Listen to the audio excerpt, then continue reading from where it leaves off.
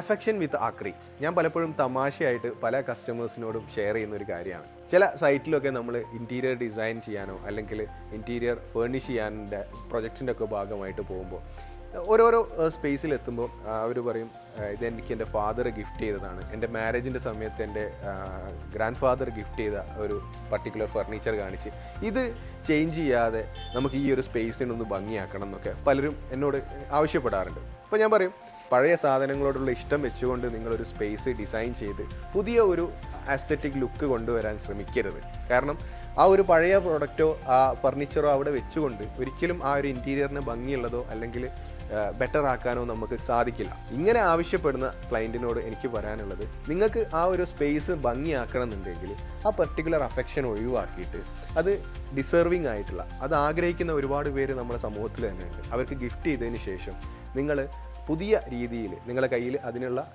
Budget ഉണ്ട് എങ്കിൽ പുതിയ രീതിയിലുള്ള ഡിസൈനുകൾ ചെയ്തെടുക്കാൻ ശ്രമിക്കുക. അല്ലാതെ ഈ ഒരു അഫെക്ഷൻ വെച്ചുകൊണ്ട് ആ ഒരു സ്പേസിനെ ഭംഗിയാക്കാതിരിക്കുക എന്നുള്ളത് ഒരു ചെറിയ സജഷനായിട്ട് കൂട്ടുക.